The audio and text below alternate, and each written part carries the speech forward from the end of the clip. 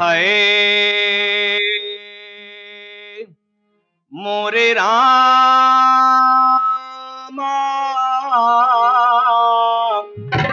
संवरिया रे ओ भोले जोगिया हो राम।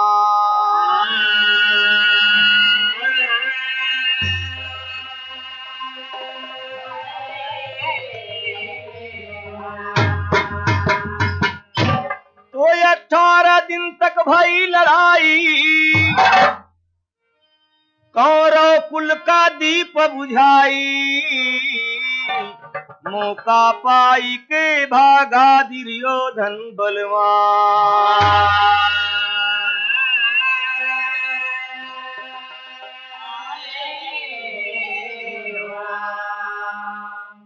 कहने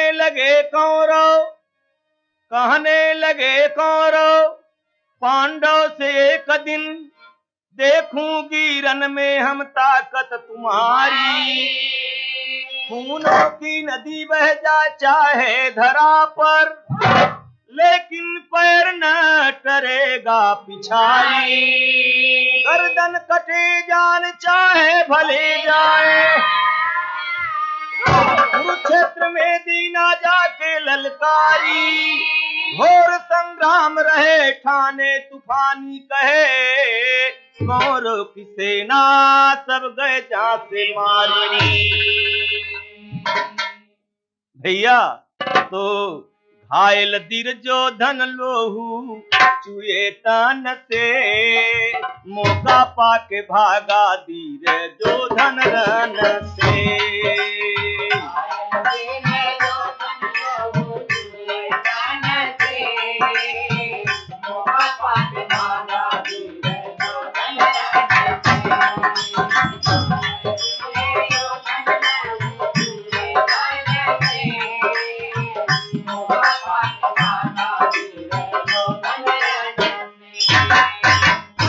कटी कटी गिरे लागल रन में जब सीरावा, भागे दुर्योधन पहुंचाना दिया के तीरावा।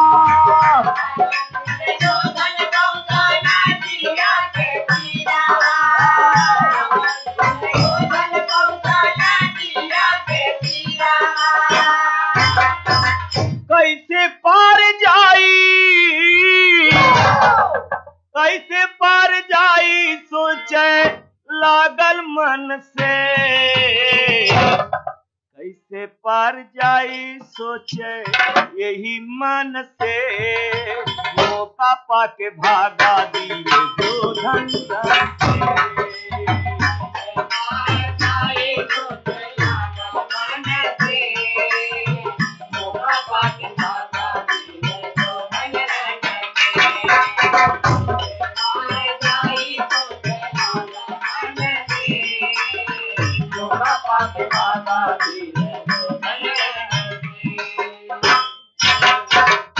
सोच रहा है कि पार कैसे जाएं, तो पकड़े एक लाश थामे गईले वही परवा। देखना चाहत कौने दल से हरावा, देखना चाहत कौने दल से हरावा, देखना चाहत कौने दल से हरावा। एक लाश पकड़े पार भया, सोचता पार तो हो गए, ये लाश किस दल का है? हमारे दल का है कि पांडु की? होली मुख देख नीर चुए नैनन से, देखी मुख चुए नीर नैनन से। मौका पाके भागा दुर्योधन से।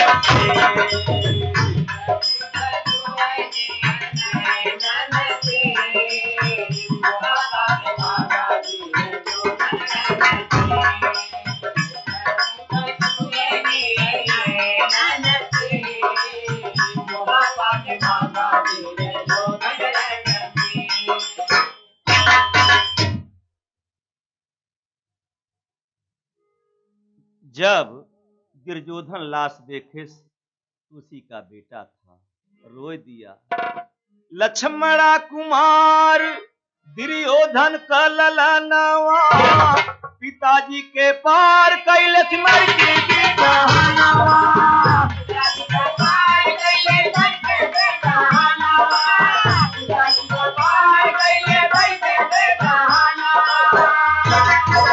चल के का बताई, चल के का बताई हम अपने दुल्हन से, चल के का बताई अपने दुल्हन से, मौका पाके भागा धीरे जोधन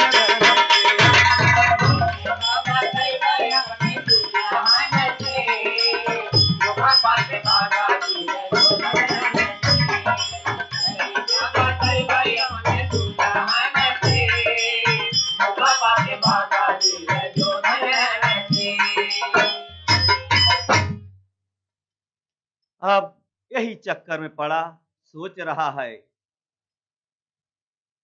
गुलशन की डाली काली पड़ गई, अरे गुलशन की डाली काली पड़ गई, खुशबू गई सुमन की छीण भई हरियाली, गुलशन की डाली काली पड़ गई।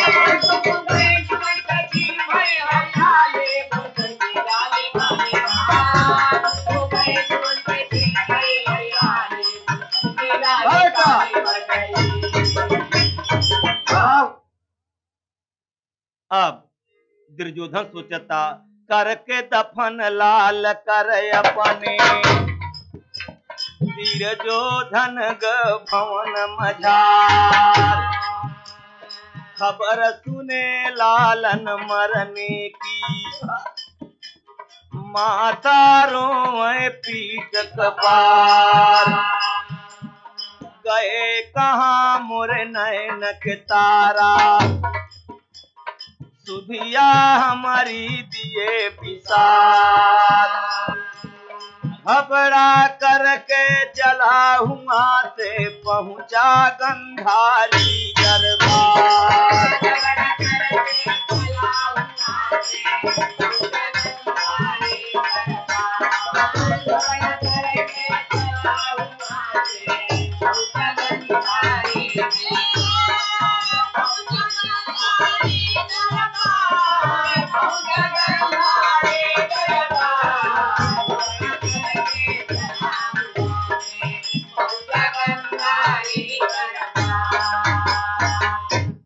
दुर्योधन बड़ा दुख में पहुंचा मां के पास, बड़े दुख में बोला दुर्योधन मां कुछ तुझको बताना होगा,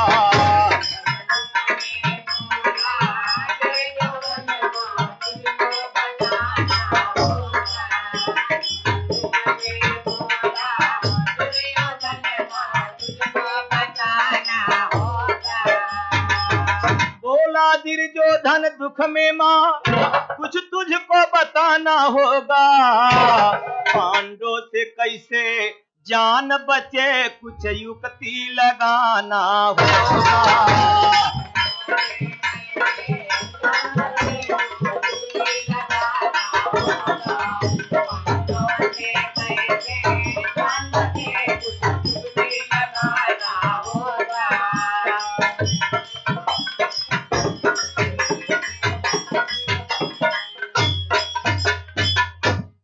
मार गए पीरन मेरे, सेना सब तहसन हंस भैली, सारथी हैं जिनके मनमोहन कुछ जतन बताना होगा।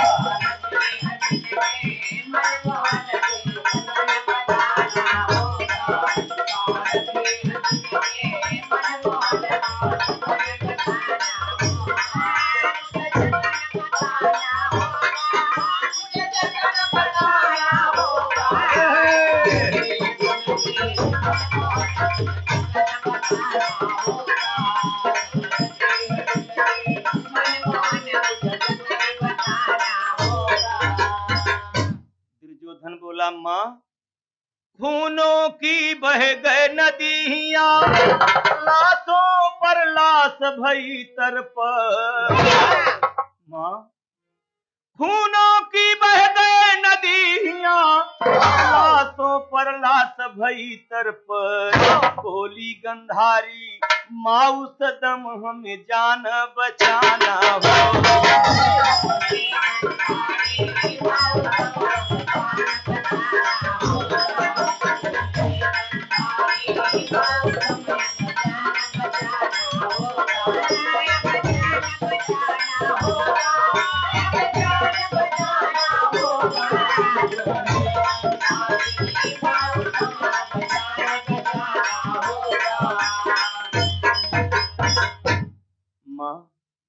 माँ बहुत एक खबर सुन के बड़े दुख में रो रही है। माँ सुन के लालन कई बानी, माँ के ढूरई नैन से पानी। सुना परिवार मरन गई सूख अधर लाली, गुलशन की डाली काली पड़ गई।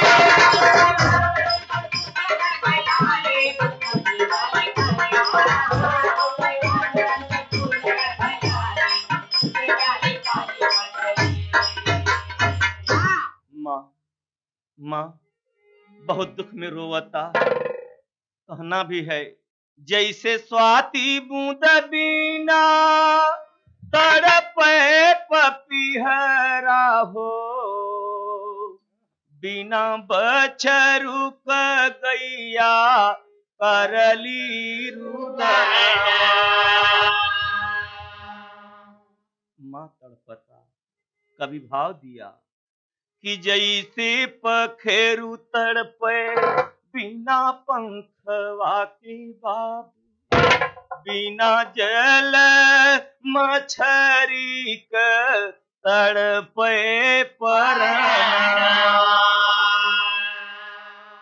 वैसे गंधारी माता तड़पे ललन बिना, कबहू सूरतिया न देखली नैनवा। दिन नाही चैन राती आवे नाही निदिया हो। होई गे वीरान आजू मोर गुलशनवा। सुनी सुनी माता के करे जबा से पीर उठ, अजब उसे लाल मोरा हो गईले सपनवा। बेटा, माँ बोली बेटा आज हम तुमको एक बात बताई, जाओ तुम स्नान करके नंगे आओ। जब से तुम पैदा भय हो तब से हमारे आंख में पट्टी बनी, तुमको देखा नहीं। माँ रोई कहता मुदली नैनवा, बोली गंधारी मयरिया रे मान जा। मुदली नयनवा रोके, बोली गंधारी मयरिया रे मान जा। हम बज्जर करबई तोहरो शरीर यौरी मान जा।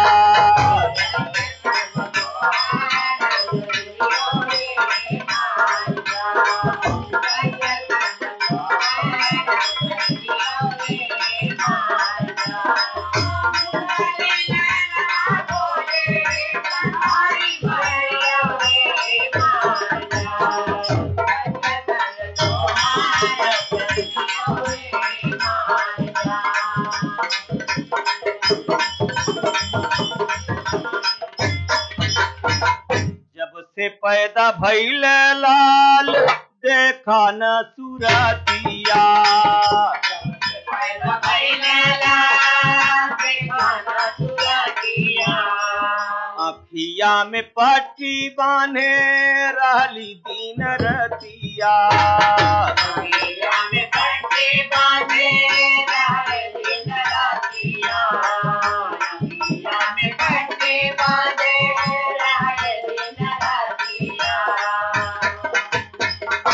न घनी बदनिया कैके औत मोरे अगरिया रे मान जा। बज्जर करबै हम बज्जर करबै तोहर शरीरिया रे मान जा।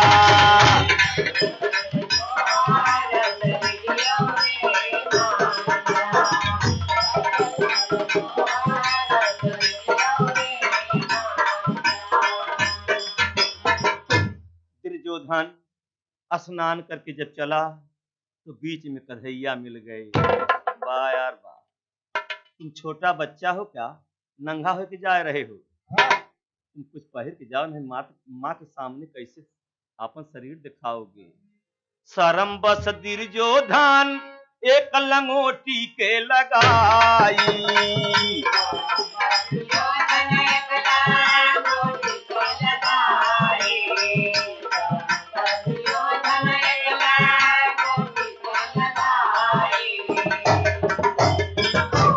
माँ के पास पहुंचा, माँ हम आ गए। माँ इसी समय में पट्टी खोलत हैं। माँ पट्टी जब खोलत हैं देखत का हैं, पट्टी के उघारी माता जब देखली नजरिया रे मान जा। हम बज्जर करबै तोहर शरीरिया रे मान जा।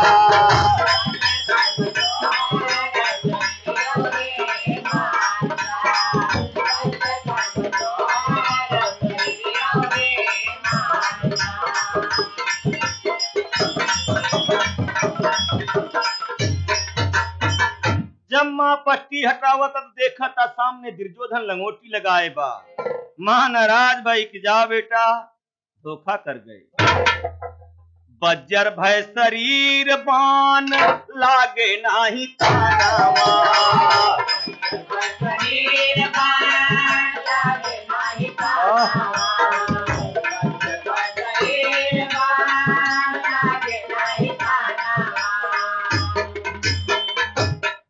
जंघा रही के कच्चा बेटा मानन कहानवा।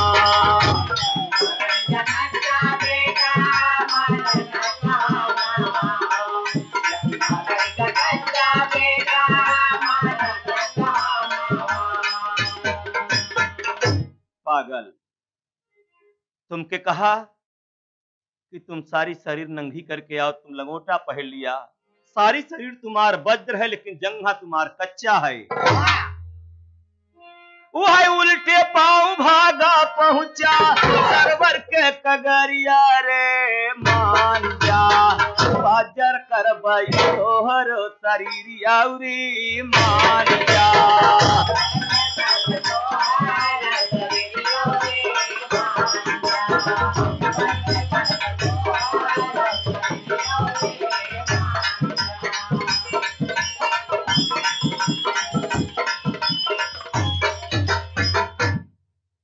ये बात जब भीम देखा कि पहलवान रन से भाग गया, माँ पट्टी भी खोल दिया, ये कहाँ छिपा? तो कन्हैया ने कहा कि बहुत चालाक है दुर्योधन, उस सरोवर में छिपा है। तब भीम गुस्सा भय, अरे कहे भीम जी मिला नहीं दुश्मनवा बीच रानवा में।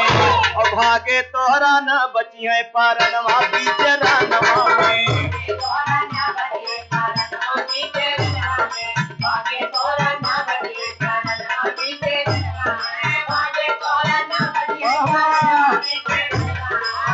जय हो जय हो।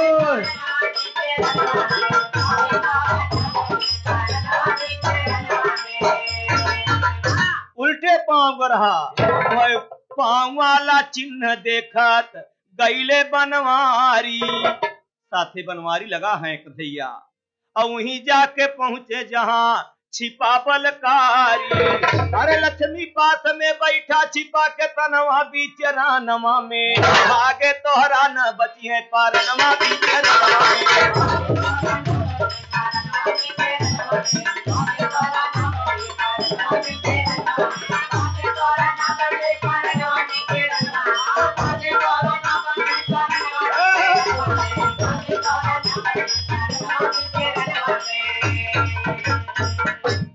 कन्हैया कहा भीम ऐसे नहीं निकल सकता, आज उसके ताना मारो कि का पहलवानी हट गई, तुम्हारी बिरताई हट गई, तुम क्यों छिपे हो? जनाना कहे कि जहां पुकारे तहां बहादुर बनिकर ही आए। कन्हैया की बात सुना भीम, वह सरोवर के किनारे भीम मारे लागे तनवा, करियावा बहरे आज कस बन गए जननवा, सुन के आवाज अगर जय गगनवा बीच रनवा में, भागे तोहरा न बचिए पर।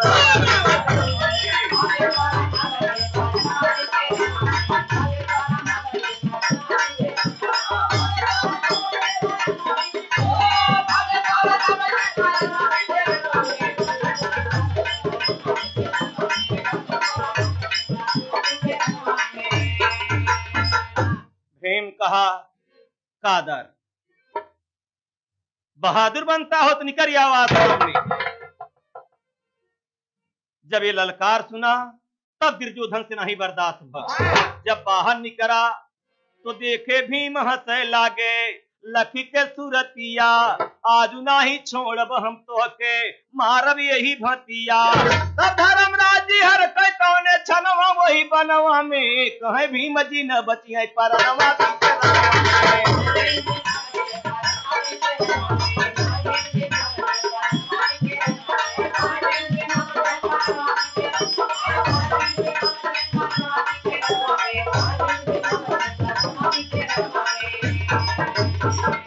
धर्मराज कहे रहे भीमिया खबरदार, एक कहती हम 5 भाई है, एक कहती दुर्योधन अकेल बा।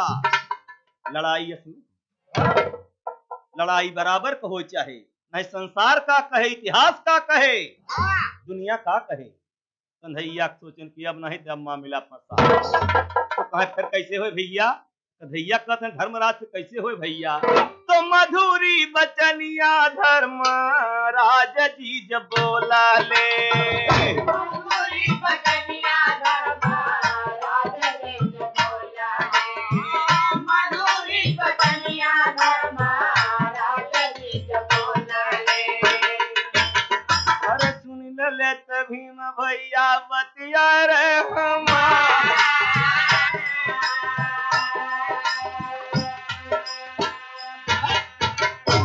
अरे ये कौरी बाटी हम 5 बिरानवा, अरे ये कौरी दुर्योधन एक अकेला सरदा,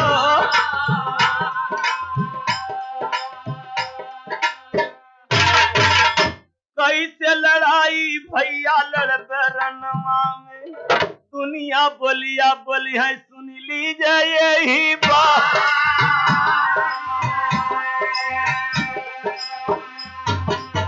भीम बड़े चक्कर में पड़ गए, भैया फंसाई दे, कन्हैया के काम नहीं करता। कन्हैया सोचत हन कि अब का करी। धर्मराज कहत हैं दुर्योधन, ए दुर्योधनिया मेरी बात सुनो, इतने नहीं दुईठी बेराई लेते हमारा वीरनवा,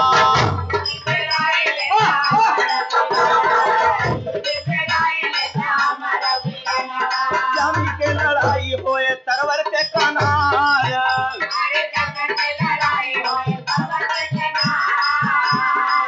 मौका पाएगा दुर्योधन सुत अच्छा मौका मिला, दुर्योधन भीम अर्जुन के बेराई भाई,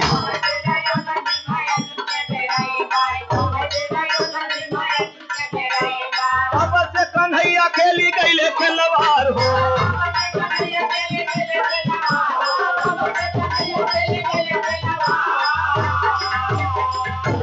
भैया कह नहीं भैया, ए धर्मराज से बोल नहीं भैया ऐसा न हो, फिर कहा आज होए राजा संगे राजा का लड़ैया,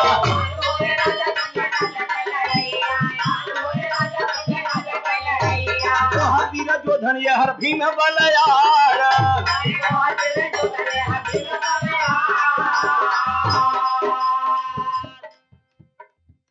कौरव पांडव में लड़ाई छिड़ी बा, लेकिन सबसे बरियार दुर्योधन उस पार्टी के, कौरव पार्टी के, और इधर पांडव पार्टी से भीम। आज दुइये की लड़ाई है, वह तू ना हूँ जवाना हुआ जब लड़ाई रानवा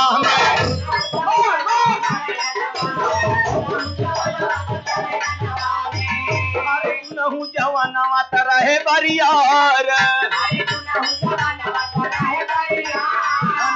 गदा मारे कुंती के ललनवा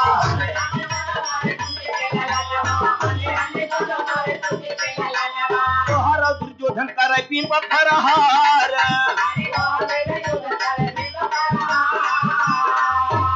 ये कहू जवानवा न गिरई नमा में अब तक कन्हैया खेल गए खिलवार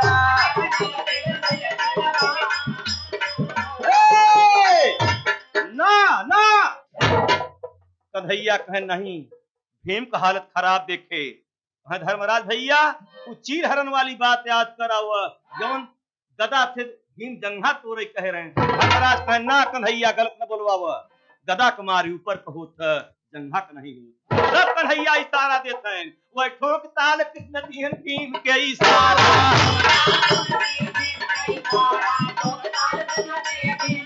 अरे मार के हस्बीरावा गदा के ललकार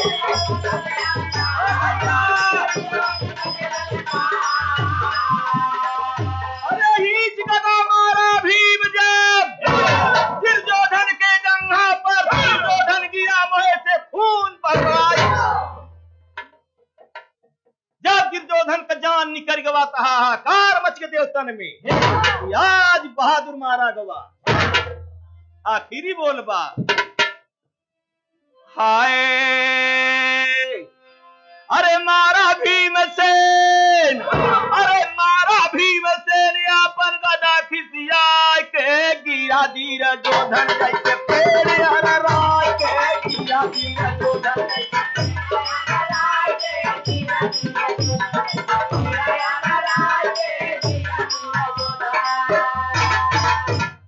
रहले घमंडी धीर जोधन ऐसन बीरवा अमार के गिरा है भीम सरोवर के तीरवा अरे लेट गवा कुरबदिया पटंगिया फैला के गिरा धीर जोधन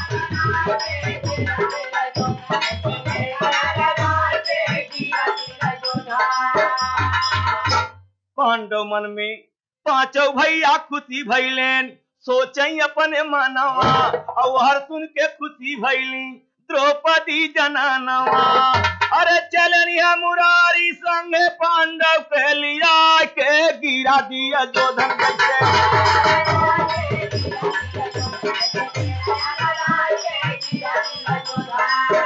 ए भैया या फूल होई गनाथ भाई हिस्सा के करनवा कुल होई गनाथ भाई हिस्सा के करनवा सौ भाई दुर्योधन का हो गईले मरनवा कहा रामचंद्र लाल जी से समझा के गिरा दिया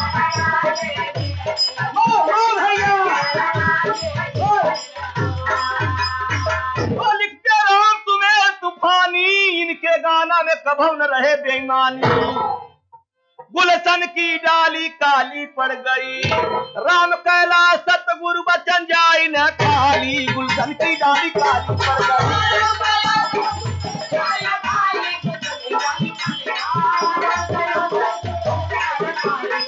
ओ रानी दुल्हा सुजन मन लाय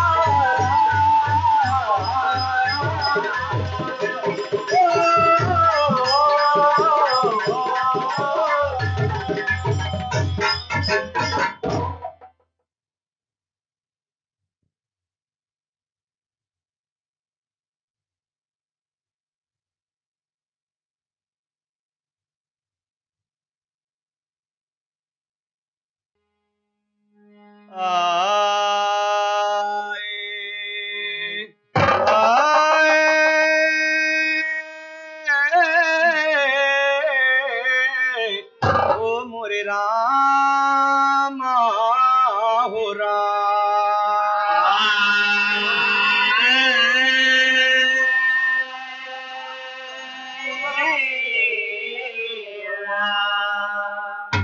जहाँ पर सत्य हुआ पर सतयुग जहाँ पर झूठी वहीं पर कलयुग न विश्वास पर दुनौली है यजमान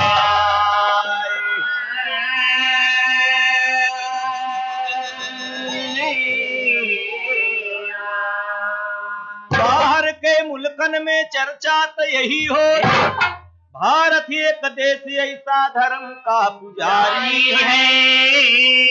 गंगा यो जमुना जहाँ सरस्वती धारा बहे, गीता रामायण महाभारत वेद चारी है।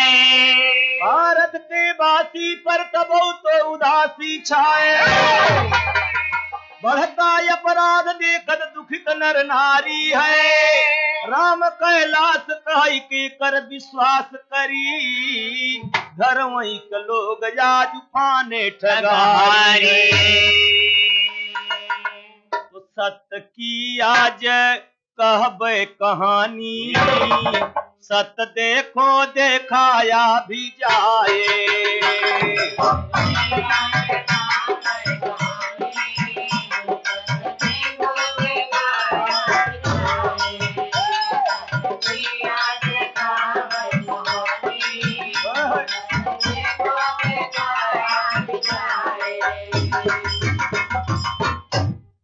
सत्य समझो यो जानो जरूरी, सत्य दुनिया में तब हंस के बोलो।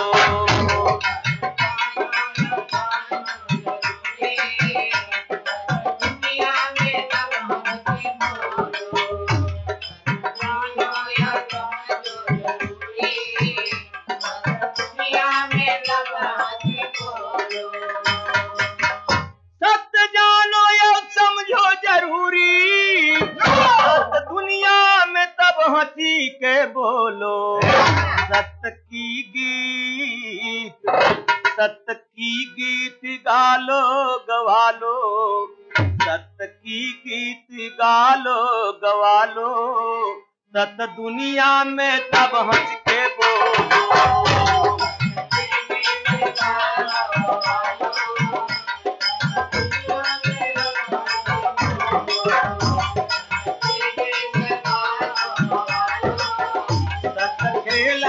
लाया भी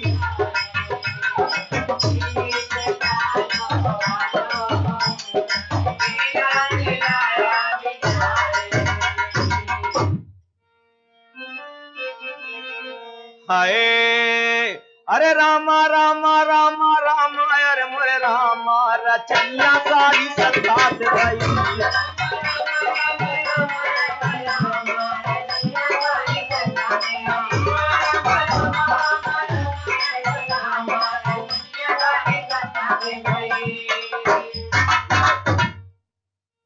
रामा राम रमत है सब जान रमेशो राम, रचनिया सारी सत्ता से भई। लोग कहते भी हैं आखिर में कि राम नाम सत्य है और सत्य यही सत्य है। सत्ता सत्य सत्तबा एक समझे चातुर ज्ञानिया, रचनिया सारी सत्ता से भई।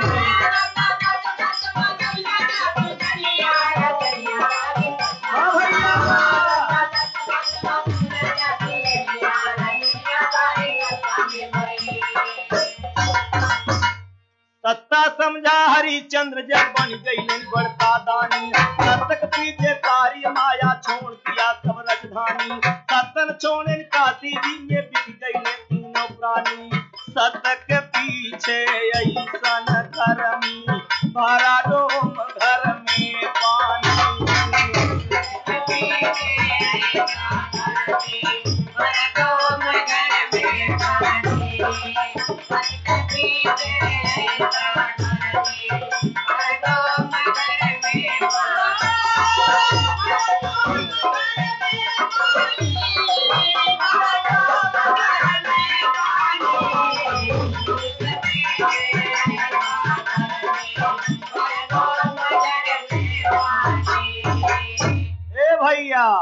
सत्ता छुटा न मरती बार, और सत्ता चमका जग संसार। सत्ता है निराला आला भजनिया, रचनिया सारी सत्ता।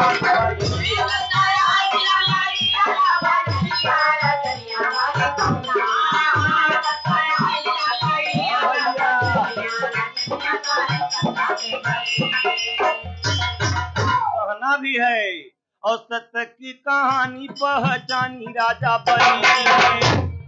पीठिया न पाई दिए सोचे नहीं जान के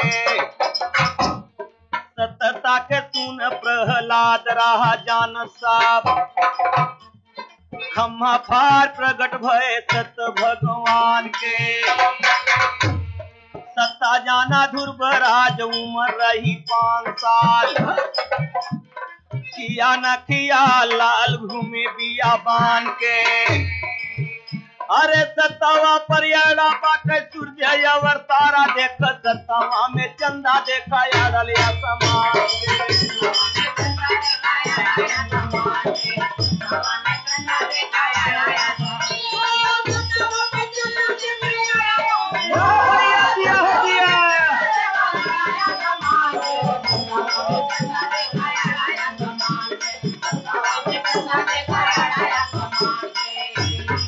ए भैया जे जे जान गवा उ लचक गवा निहुर गवा किसी ने कहा है मिटा दे अपनी हस्ती के अगर कुछ मर्तबा चाहे तो जैसे दाना खाक में मिल के गुले गुलजार होता अवर के जाने तो सत्ता जाने मदन मुरारी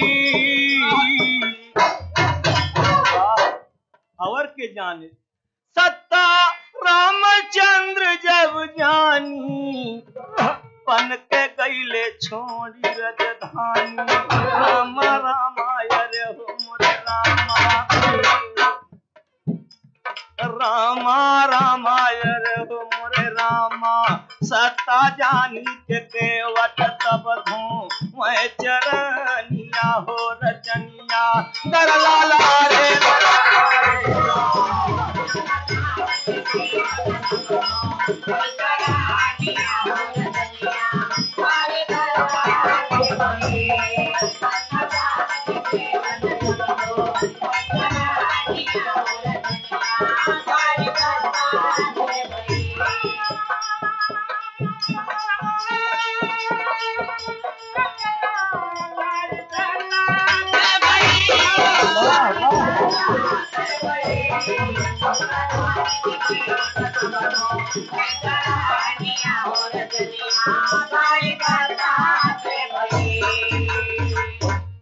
और के जाने भैया और सत्य के जनाए राम से बड़ी भी जान गई करे गुणगान लगी रमे भगवान की सत्य के जनाए राम से बड़ी भी जान गई करे गुणगान लगी रमे भगवान की और सत्यता के नहीं जाना बाली बलवान रहा मर्द बार जान गवा सत्यता निधान की सत्यता के जाना जबकि छाती फारा हनुमान जानता भविष्य रहा जनत माता जानकी अरे सत्यता के जानी राम राम से लड़ाई किया राम हाथे मारा जा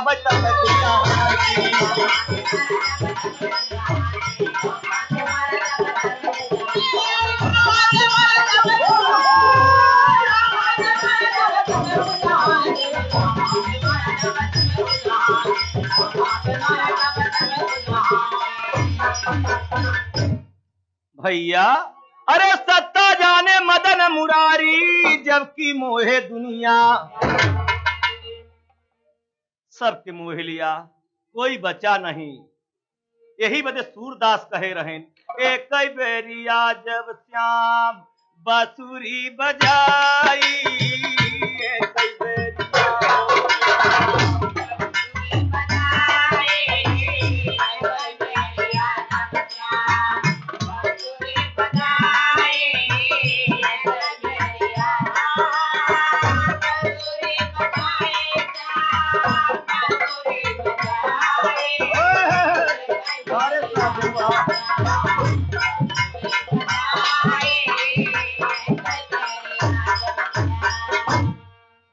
कौन से स्वर रहा कौन से तान रहा बन गई है बंसी न पिया गए भाई राम की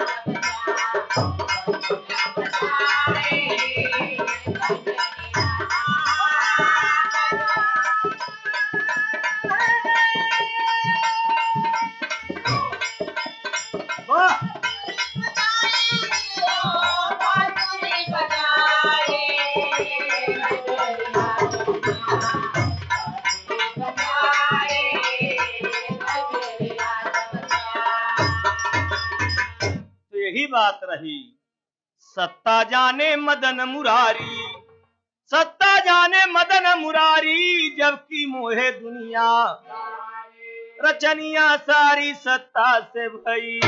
अरे सत्ता जानी के मीरा बनी गईली रचनिया, रचनिया सारी सत्ता से भई।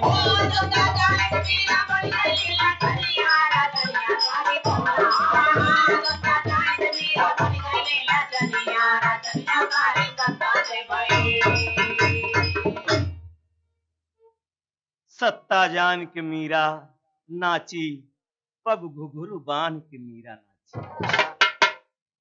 सुनने वाले मित्र जरा ध्यान दें और के जाने से।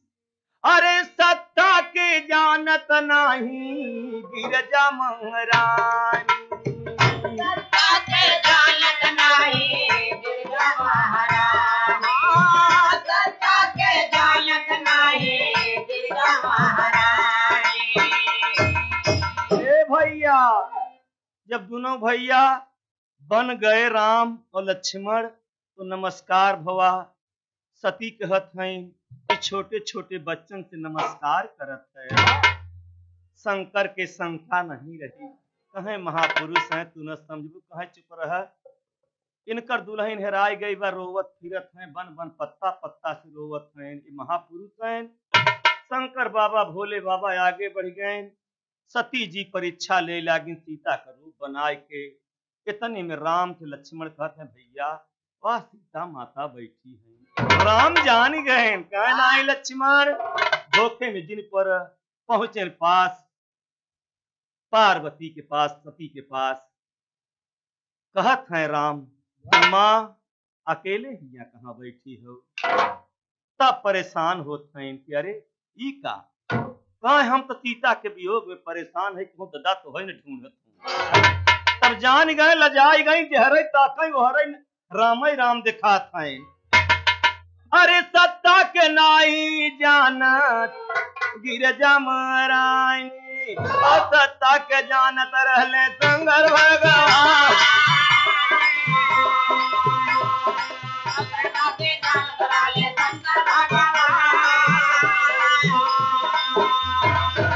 और सत्ता के जानत रहीम तुलसी और कबीर साहेब, और सत्ता के लोई सारा सती जानिन जम्मा।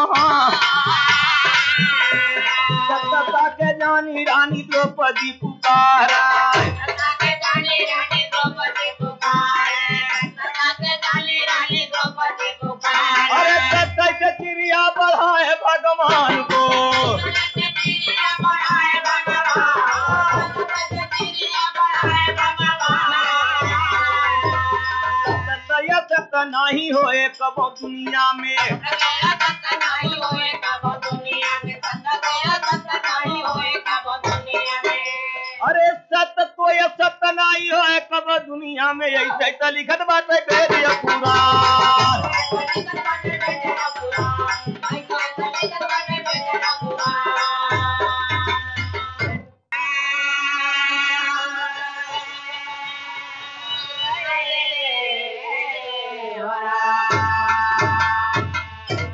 ध्रुवजी महामोद मन भर के वंदना मात पिता से करके चले, हरि के चरण पर धर के ध्यान।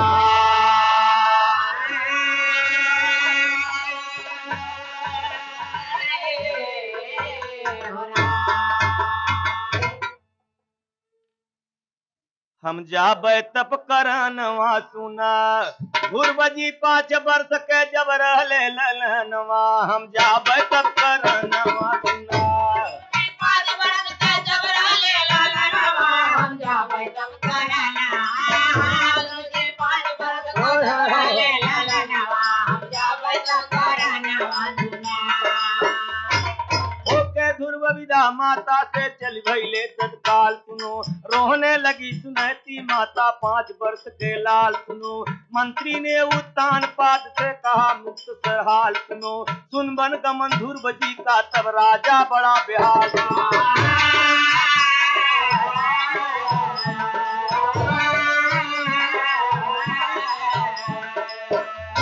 अरे राजा चोर सिंह शासन आए आके भली बात समझाए बिनती मान लेता तू हमरे ललनवा जाब तब करनवा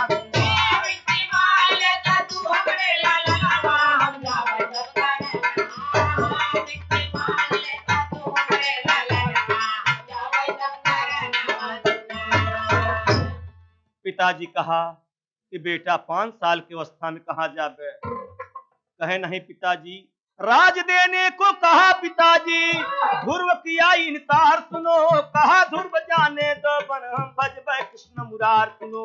ऐसी बातें पिता से कही आगे के भय तैयार सुनो, होनहार बलवान रही नारद से होई गए दीदार सुनो।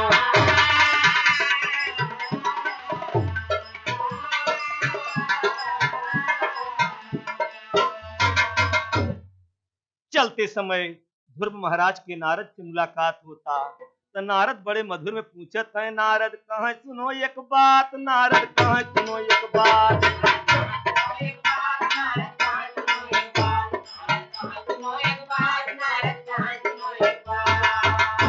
अरे नारद कहे सुना एक बात, कौन है पिता कौन है मात बन की रात दीदार तू कौन करनवा हम जाब तब करनवा।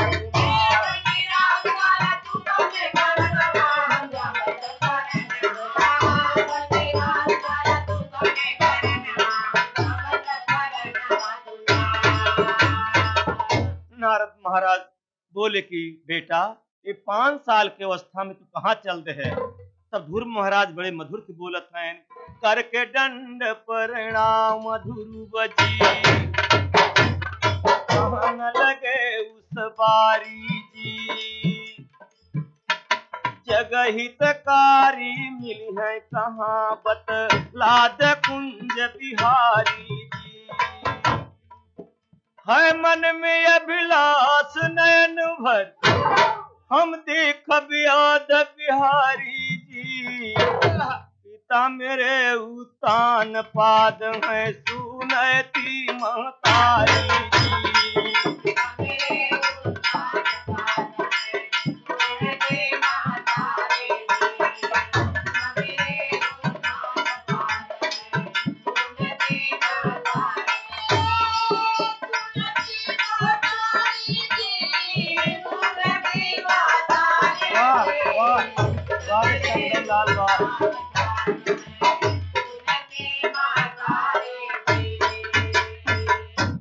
नारद जी कहते हैं, बेटा आखिर तू घर काहे छोड़ दे 5 साल की अवस्था में।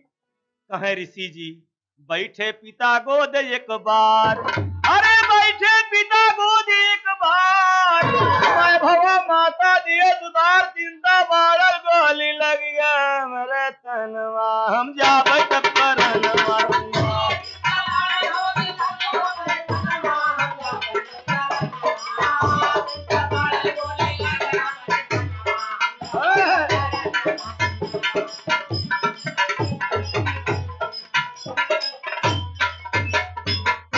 नारद जी समझावत है, बेटा तुम वापस चला जा। ध्रुव महाराज कहे नहीं महाराज अब वापस न करिए। तो नारद कहा सुनो बेटा जी, तेरी अब नदानी बा, जो गलेन की मरमन जनबे कृष्ण भक्ति मोर जानी बा। सिंह शेर गरजे जंगल में तुझको बड़ी हैरानी बा, होती है अब सोच यही लागे पहाड़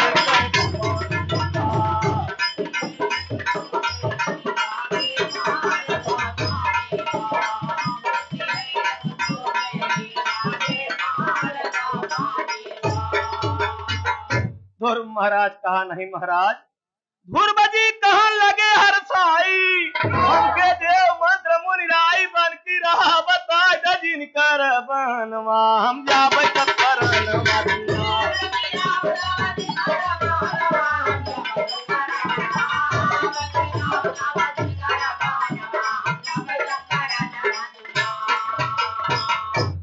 ऐसी बातें सुना महामुनि, हाथी के गले लगाया है, हो करके प्रसन्न मुनि जी अविरल जोग बताया है दे 10 अक्षर मंत्र मुनि जी बन की राह दिखाया है अरे पीठ ठोक कर कहा जाऊ बनया बैनाथ पठाया है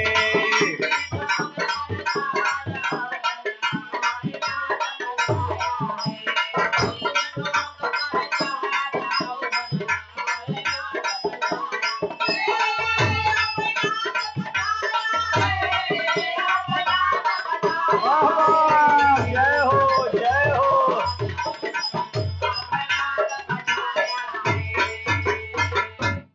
बात मान लिया तो जैसा जोग मुनि बतलावाई अरे जैसा जोग मुनि बतलावाई वैसे ध्यान दुर्बजी लावे जोगी बन के बैठे मार के असनमा हम जाबे चक्कर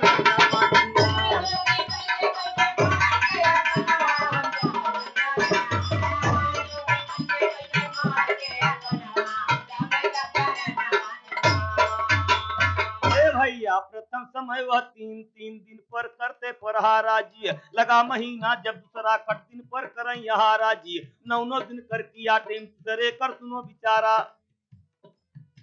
तीसरे दिन कर सुनो चौथा मास बिताया पांचवा मास मौन हो गईले पांचवा मास मौन हो गईले पांचवा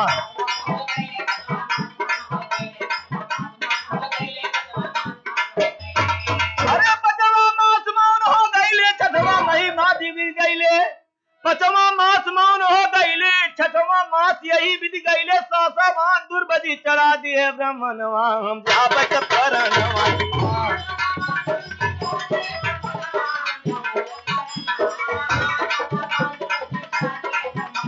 जय हो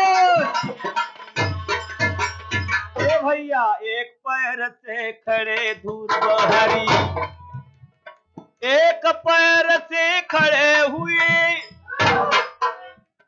एक पैर से खड़ी धुर बहरी ऊपर ध्यान लगाए हैं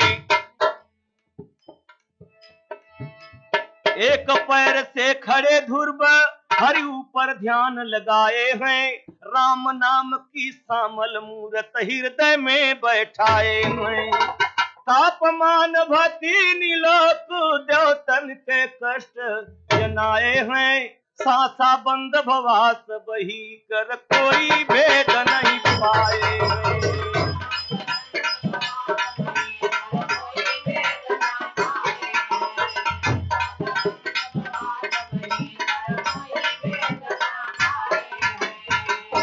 तो सुर नर देव गजे घबराई सुर नर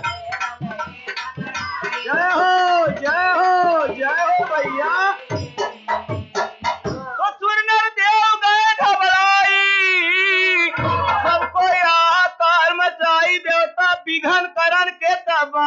बननवा हम जाबे परनवा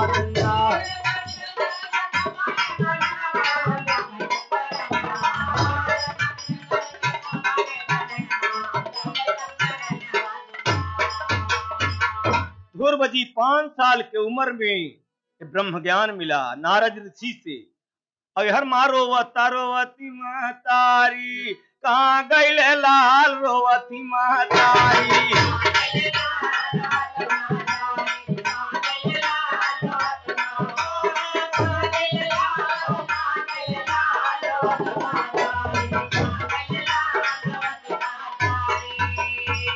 राजा बहुत रानी के समझावे रानी बात एको समझ न पावे राजा देखाई उठे जिया में रोती महतारी कहाँ गईले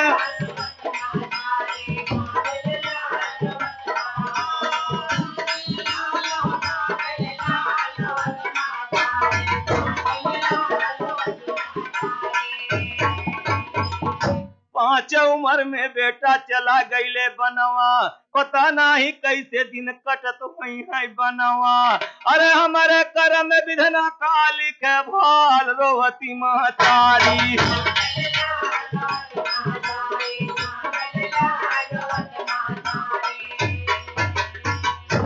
भैया भगती और शक्ति का नाही बाटे काना। ध्रुवराज बचपन में पाए जब ज्ञान तराना, अरे बनी बानी सानी सब देख लीजिए लाल रोवती महतारी।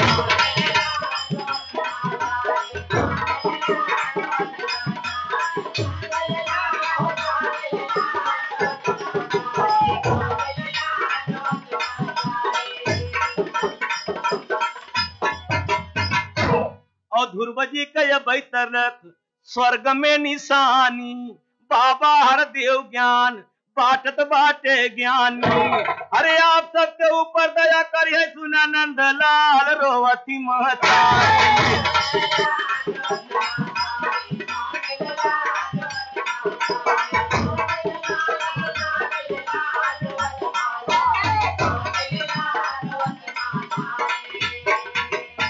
और संगम लाल विद्या के समझावाई, और लाल जी राम तुम्हें प्यार में मिलावाई। अरे भागीरथी कहाँ बिगाड़ा जिनताल बजम महतारी।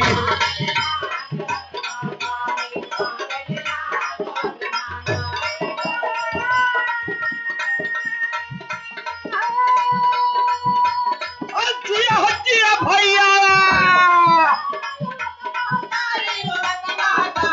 कहाँ गई लाल रोवती माता। तो प्रभु जी की माया या परंपार, भक्ति बिना पार न होए कोई दिलदार। हम जावे तब करनवा सुना, अरे राम कैलाश गावे सतगुरु का घरनवा। हम जावे तब करनवा सुना।